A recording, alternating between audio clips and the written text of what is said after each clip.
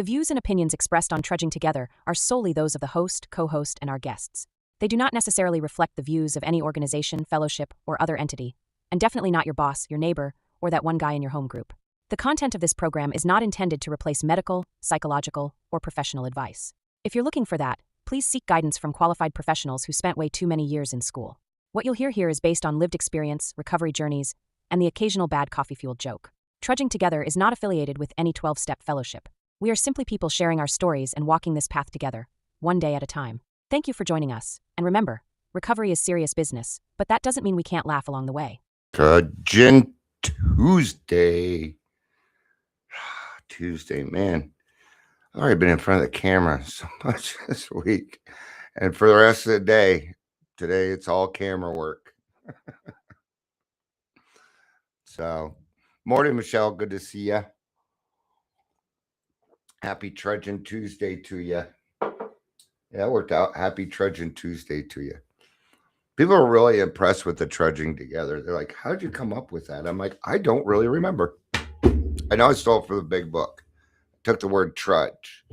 I don't know where I got the right. Well, it's a we thing. It's a community thing. And I think I was geared towards that. And yes, I am the one that came up with Trudging Together. That one was me. The Daily Trudge used to be called the Daily Reflection. It was based literally off the Daily Reflection. But I wanted to expand more. So one of my old listeners came up with the Daily Trudge. So thank you for that. Appreciate it, Gary. He stops by every now and again. Right. But, we get busy. We get better. We start, when people disappear, I'm assuming it's because you got better. And you don't really probably need me as much anymore. Who knows? I don't know. I do not know. So, I posted a wrong time for God-Centered Recovery today with me and Roger. It's going to be at 1 o'clock Mountain Standard Time. I put noon, but it was noon his time, which I had listed it for I always get this. You think I'd be better at it with all the sales that I did. But, when you interview people, you got to remember that, the time change in between places. And yeah, it's a little annoying. So, but that's going to be at 1 o'clock Mountain Standard Time. So for Michelle, that'll be 2 o'clock your time. And at 2 o'clock, I have therapy. And at 3 o'clock, I'm talking with a friend over Zoom. So it's camera all day for Dion. I'm really looking forward to hanging out with Roger for a little bit and discussing this. Out of all the stuff that I've done, I'm excited about this one because I have no idea what I'm really talking about.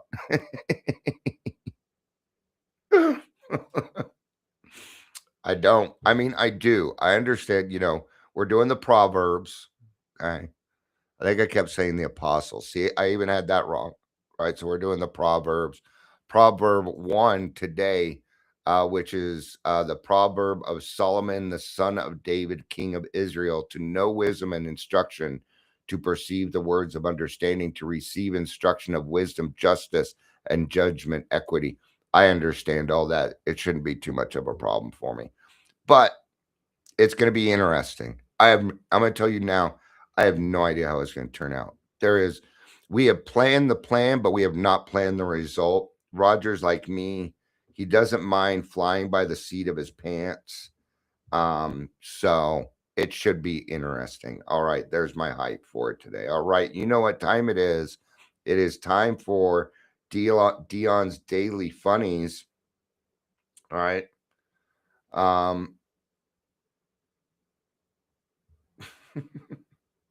Here, let's go to Tree Hut. We have not tried theirs. They're going to give us the same dad jokes to annoy your friends. Yes, Michelle will be the same place. Yeah. So, and that's a good question. Thank you, Michelle.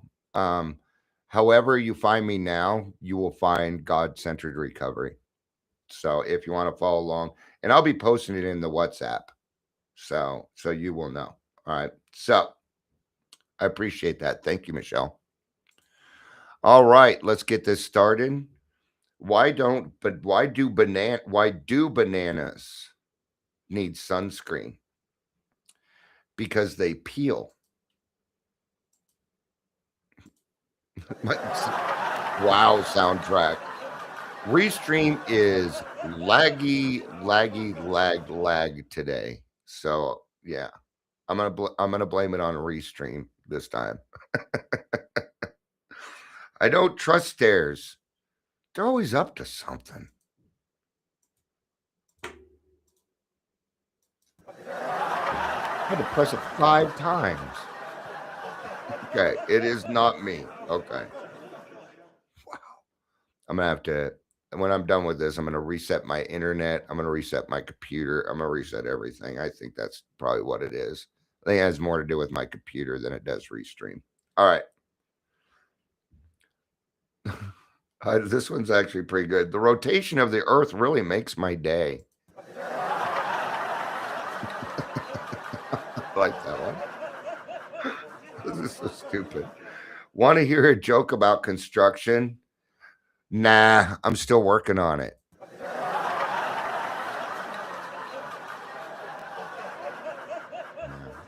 Did you hear the rumor about butter?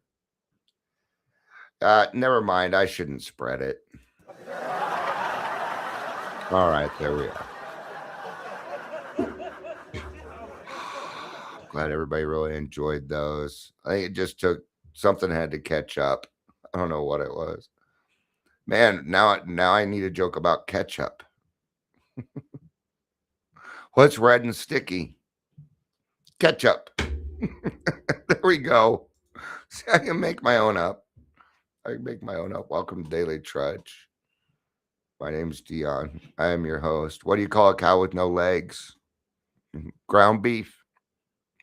If you're here, please say hello, whether you're watching the live or the rewatch. I have a lot of cow jokes, but the rest are not appropriate. So, because yeah, I swear here and I'm a little salty, but sometimes there's kids listening in, and I know you alcoholics swear around your kids all the time, so that I don't really worry about as much. But some of the jokes, yeah, no, they don't need to be, especially if they're sexual. No, because some people listen in and their kids are listening too, and I don't want to mess with that. So that's why if you can't break that line, man. Okay, today we're going to talk about intentions and accountability. I have no reading. I just thought this was a good topic for today. So we're going to go ahead and get started. We're going to go ahead and get started on intentions and accountability here. So we judge ourselves by our intentions, but everyone else judges us by our actions. Okay. Now that came from ChatGPT. Let me tell you something that's not totally true. I judge you by your actions, not by your intentions. I could care. I want to know what your intentions are. Sure, I do. And sometimes I wonder what people's intentions are. Like here's a good one. Like this person, what is their intentions? Just be quiet. All right. And start calling people out. This is for This you. right here. Neuroscience shows that the motivation of moving Neuroscience. towards a positive outcome versus the motivation Yeah, of moving away from a negative outcome. Now, what's wrong with this? Could it be that they started out with filters? This person has no clue what they're talking about when it comes to this. I said, I don't follow anyone that uses filters and says they are in recovery. If you cannot be honest from the start, then you're probably full of it. They said, huh? And I said, just go make your money at recovery.com. Okay, bud. See, what is that but just stupidity? Their intentions suck. Their intentions there are, we want your money. So what we're going to do is we're going to tell you about, since we can't really talk about God, we're going to talk to you about the neuroscience of it. I'm going to tell you right now, the neuroscience never kept anybody sober.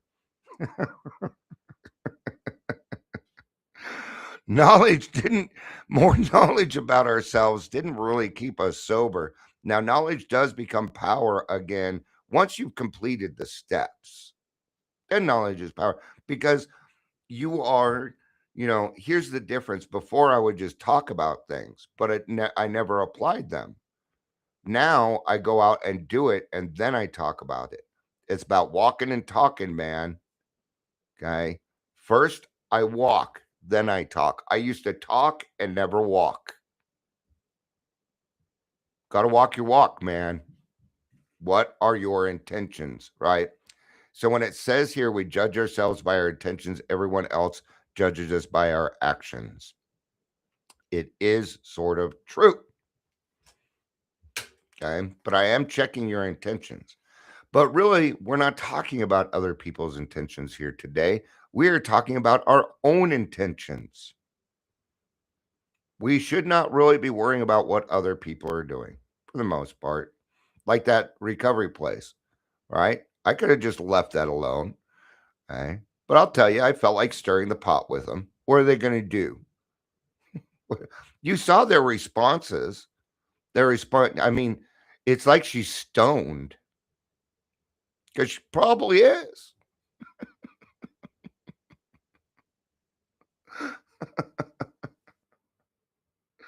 Okay.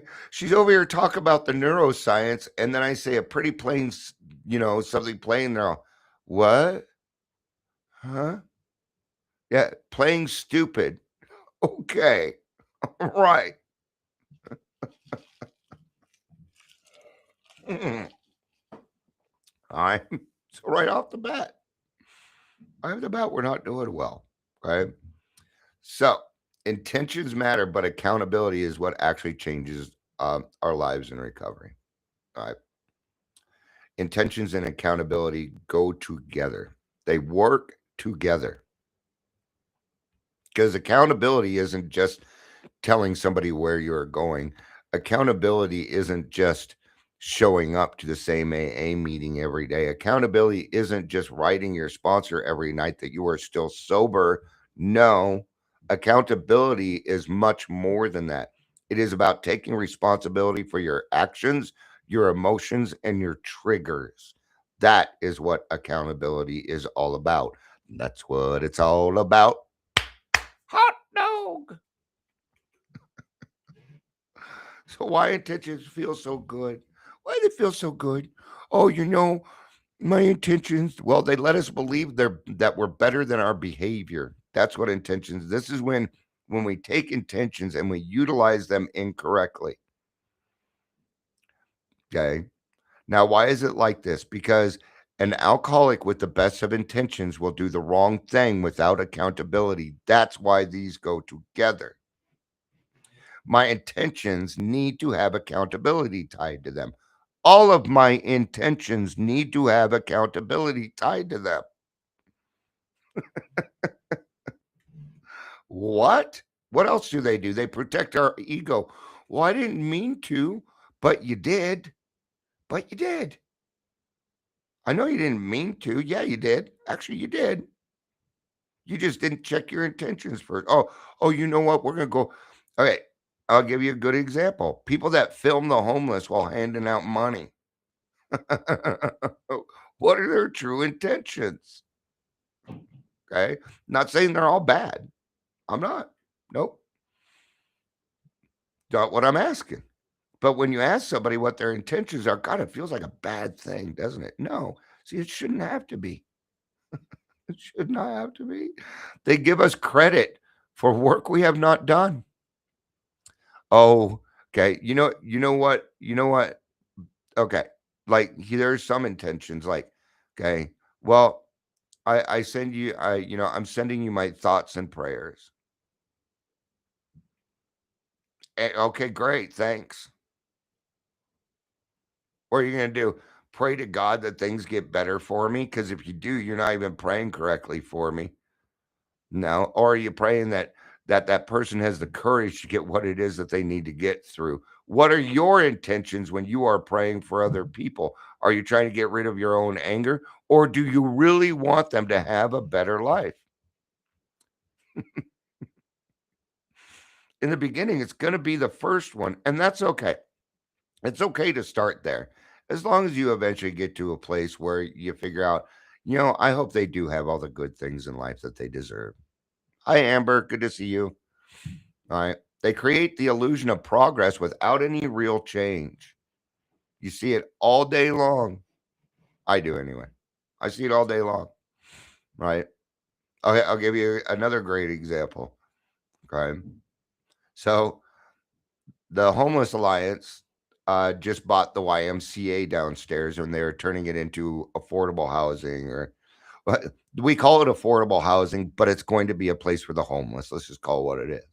So what they do, they brought out they brought a company from California to run it. When it comes to homelessness, California is worse than we are. And I said, do you know what we call doing the same thing over and over again, expecting a different result? We call it insanity. See, there they are. They created the illusion of progress without any real change. And that is what most of what you are being presented with recovery is nowadays. It's crap. The intentions are crap.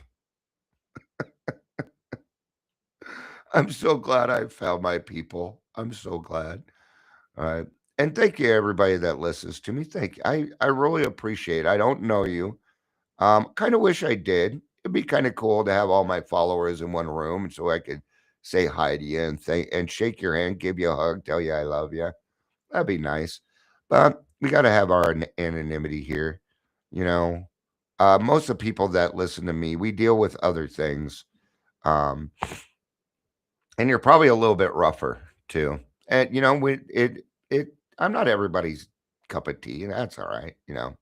So there is a gap between the intention and the action, and that's what matters. It's right in there, right?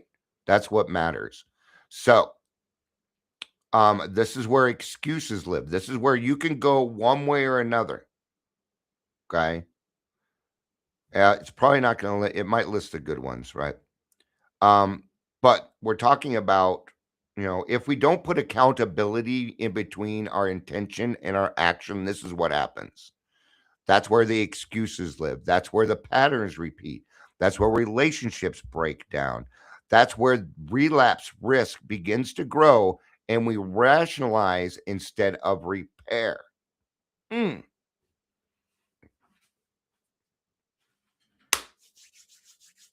Right? You ever been in a group where somebody comes in pretty much all the time and says, hey, I'm going to tell on myself, today's probably the hardest day that I've ever had, but they refuse to do the work and not get their days better, but they continue moving forward. Okay. It can be a little frustrating to watch, but just be patient. Okay? Be patient. Right? I went in and out for 2 years, man. My group was patient with me. It's my turn to be patient with other people, but you're going to hear it. These are the excuses. And we alcoholics are very, very good at them. In fact, we're so good at them that it's natural to do that.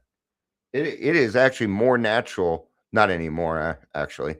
I can honestly say it's actually more natural for me to tell the truth now. But before, when I was drinking, it felt more natural just to fucking lie about it.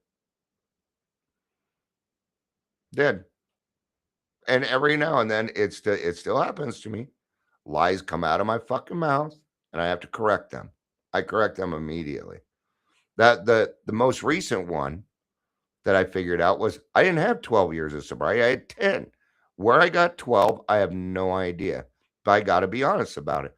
It doesn't change my story. It doesn't change anything. I could have kept going with 12. It wouldn't have hurt anybody, but it would have been honest. Then what would my intentions be? Well, then they'd be kind of crappy and it would show. It would start to show. Huh? You'd be like, why is Dion acting a little weird? Because he's hiding something. That's why. Well, weirder than I can be, right? So if we throw accountability in that, then we don't have the excuses, right? So, hey, I'm going to do this. I'm going to call my sponsor. Hey, sponsor. Okay, yeah, I have an idea. What I want to do is go take my camera and film homeless people and try and raise money so I can get. No, I shouldn't do that. Maybe I should just go. Okay, yeah, okay, all right. Okay, the answer was I should go help another alcoholic without any expectation of return. That's why we need accountability. Because you're going to get the right answer. Accountability is doing God's will. That's accountability. The whole thing. It's God's will. What does God want? You hardly ever hear it. What does God want in this whole situation? Did you ask him? Did you even pray about your intention? God, I plan on doing this. Even the God-centered recovery, I went to God and asked him first. I'm like, is it okay if I do this? He gave me the green light. Okay. But I asked first. So what accountability really is, number one, and let's talk about what it's not real quick. Okay. It's not punishment. Alcoholics, we think we're being punished. Okay. Until you tell, okay, so like I'll have a new person. I'll be like, okay, when you leave the house, you got to be accountable. Tell your wife where you're going, what you're doing, and when you'll be back. And they're like, and I'm like, okay, I want you to know that's what normal people do. This is part of your defiance. Our accountability, our lack of accountability is part of our defiance. Okay. All right. It's because why are we doing that? Because they're worried about you. You want to leave and you want them to worry about you? Yeah, well, I want to do what I want. Well, you're still going to go do what you want to do. Okay. But you can just got to be honest about it now. Okay. And if you're trying to hide it, then you got lurking notions. You sure you're done quitting drinking? Are you sure you're ready for this program? Right. Once they do it once or twice, it's not that big of a deal. They find out it's not a punishment. It's called a reasonable expectation, which we alcoholics need to learn. We need to learn what reasonable expectations are. It is not shame. No. If you're being accountable and somebody's shaming you for it, fuck them. Don't go to them no more. Don't. You're not required to. Right? It is not someone controlling you. All right. So, what are we talking about here? Let's take that same situation where I called my sponsor. They told me to do something different, but I have a human will. And I went the other way. You have human will. My sponsor doesn't control what I do. My sponsor's in Arkansas. What's he going to fucking do? Yell at me through the phone? He wouldn't do that anyway. Well, he might. He might. Given the right circumstances, he might. Okay, what is accountability then? It's owning your behavior, acknowledging the impact, not just your intent. Who's this going to affect? Is it going to hurt anyone? Okay. If I ask myself if this is going to hurt anyone and the answer is yes, I probably shouldn't do it. But Dion, you wrote that. Dion, you just wrote that thing on recovery.com. You showed it to us and everything. Yeah, I kind of walking the line there, aren't I? Somebody's got to call them out. I didn't call them names. I just said you're using filters. So why should I believe you? If you can't be honest about your face, then you're going on talking neuroscience. See, it just doesn't fit. Somebody had to call it out. Okay. Did I have to do it? No. Was that God's will? I doubt it. I doubt it was God's will. So what does that mean? It means I'm going to pay a price for it. Sometimes I'm willing to pay the price for things. I am. So, yeah. And what would we call that? Well, that's a little bit of defiance, isn't it? Making changes instead of promises. Yeah, I don't promise shit no more. Actually, if I give you a promise, it's going to happen. It is going to happen. Yeah, I don't pinky swear. No, you know what I do? I follow through. Yeah. And I've had to do some hard things. Even on Wednesdays, I'm running this meeting. Hardly anybody ever shows up. I did the Henderson. Hardly anybody. Actually, it's just the same people that showed up. If Tyler still lived in town, he'd probably be hanging out with me over there too. It'd be me and Amber and Tyler. If Michelle lived in the state, I bet she'd show up. All right. But I keep doing it because my intention is to help people. All right. I am thinking about dropping it. It depends, right? So let your actions match your values. Do you know what your values are?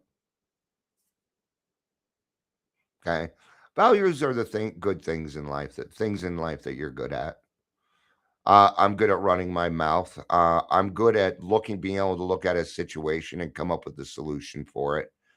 As long as I'm not emotionally tied to that person, even then, I tend to come up with the right answers. And people come to me about a lot of stuff, and I get really hard questions because all normal stuff you already know how to do, right? It's the harder stuff, right? So you have to align your values and your morals with your actions, right? What do we call this? We call it integrity. It means doing the right thing, whether anybody's watching or not. Because I tell you right now, your higher power's watching. They're watching. They ain't gonna stop you, but they're watching. Well, I don't know. They might. They might. My higher power has stopped me from doing stupid shit before. Yeah. So yeah, they will. But when I get defiant and take on my human will, yeah, I'll ignore anything I'm hearing from God. The blinders will be on.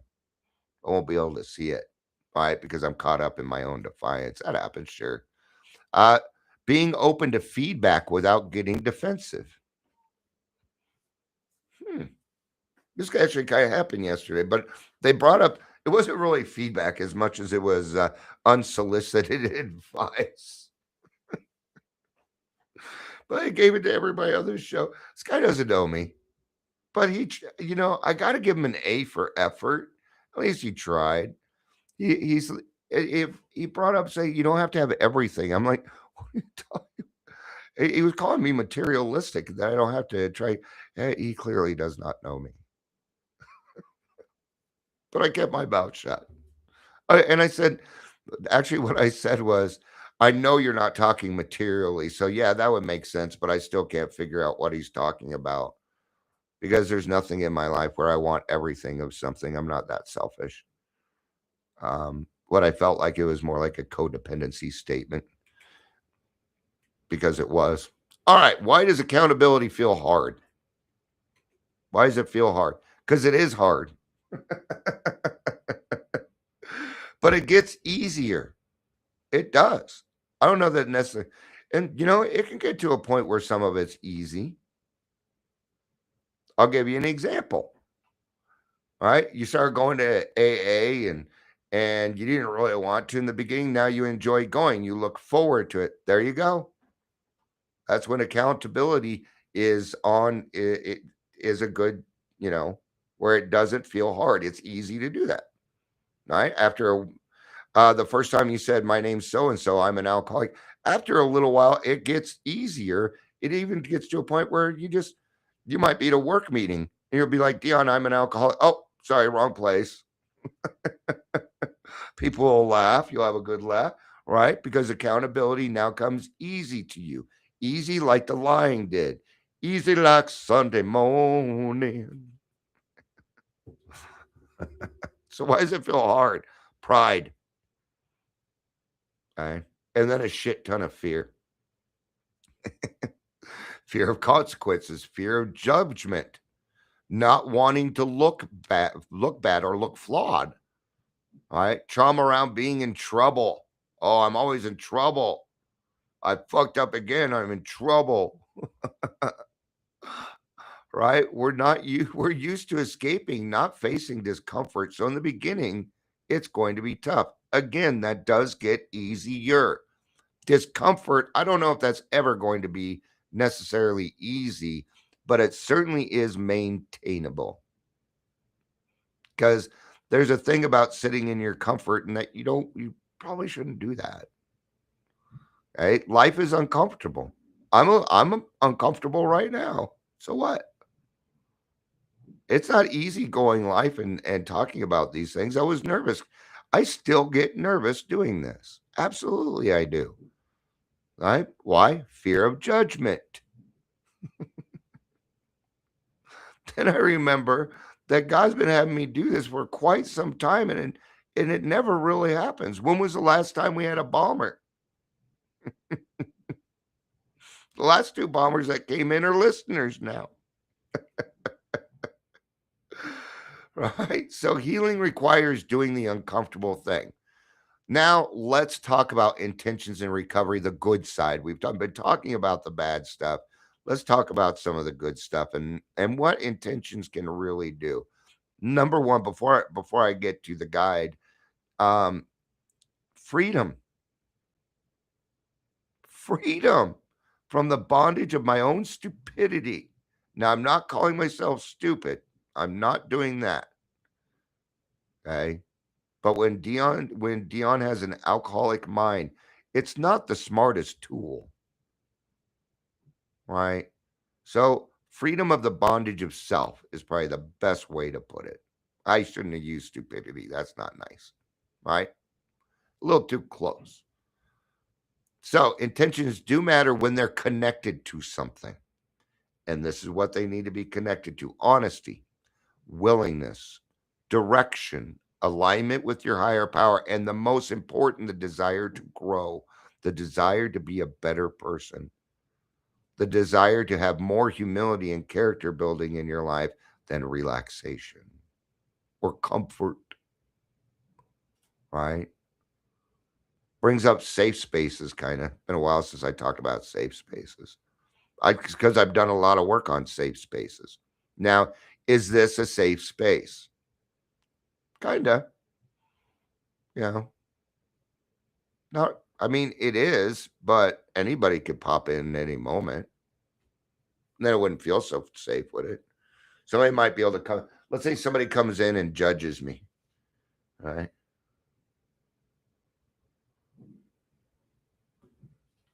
I got to answer this as Roger. Eh,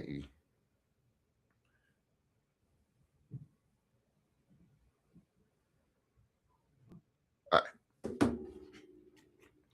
So intentions shape the why, and accountability shapes the how. So here's some practical tools. Here are some practical tools for you. A daily honesty check. All right. Did you read 86 through 88? I don't read it. I just do it. I did my years of reading that, and it's ingrained in my head. Okay. Tell someone the truth before ego rewrites it. Hey, I feel like drinking today. Hey, I'm in a really bad mood. I want to put somebody through a fucking wall. What's going on with me? Yeah. Huh. I'm sad. I don't feel right today. Make amends when intentions and behavior don't match.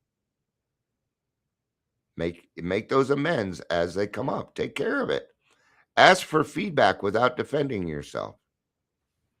I'm gonna take the other one too. Okay.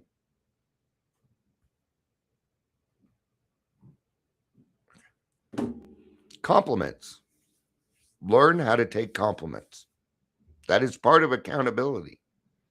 Okay. Somebody would give me a compliment. Yeah, I appreciate what you're saying, but that person's really not going to want to give me compliments if I'm putting down what they're giving, because relationships are reciprocal.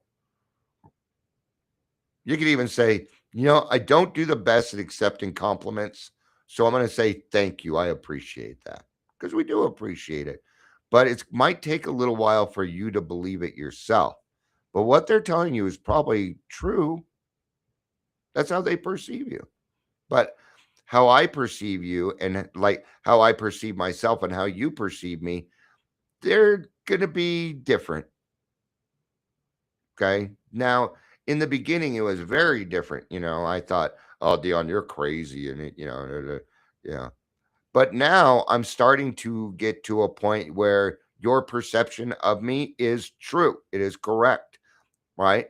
Because what I decided a few months ago was I was going to start treating myself the way that I expect other people to treat me. And it's working. Now, I don't expect that all the time, but it's a reasonable expectation. The expectation's on me being and agreeing with that. And sometimes the feedback is hard to hear. Okay. few weeks or a few months ago, well, okay, a couple people accused me of stealing from the group when they could have gone about it a different way, but I still listened to what they were trying to say. And come group conscious, I made sure I was very transparent about everything. I was hearing, but the way they went about it crossed my boundaries. Okay. So if they try and call me, it ain't gonna work. They cannot. No. Welcome to my boundaries. You can show up to the meeting, be in the WhatsApp group and stuff. Doesn't matter to me. Anyway, right. Follow through even when the feeling is gone. Use accountability partners, not saviors. Man, I've been using accountability buddy. That's what I call them, accountability buddies. I've been from my second year of sobriety until my 7th year of sobriety, I didn't have a sponsor. Oh, I looked for one. Nobody was willing to sponsor me. I asked at least 15 people. I'm not kidding. I almost gave up. Right. And then I found someone. But what did I not do? What did it say here? Follow through even when the feeling is gone. I had to do it, right? So what happens when intentions and accountability align? Trust grows. That trust that you've been trying to get from your kids, your significant others, your partners, your boss. See, until intentions and accountability align, that trust is not going to happen. Okay. It repairs relationships. Your self-respect increases. Emotional sobriety strengthens. Actions become consistent. Recovery becomes stable instead of fragile. Right. So we've learned a lot about intentions and accountability and how these two things align and work together. And when we take them and they work together, and you're going to find some neat stuff. It's one of those things where you got to kind of experience it. I can't really tell you because your experience is going to be different. And I don't want to, I'm not going to do a spoiler. I will tell you this. You will find more freedom. That's the key. Find more freedom. Create things to find more freedom. And you will be a free person. All right. So in closing, intentions point the way, but accountability gets us there. All right. So intentions are it's here on the map.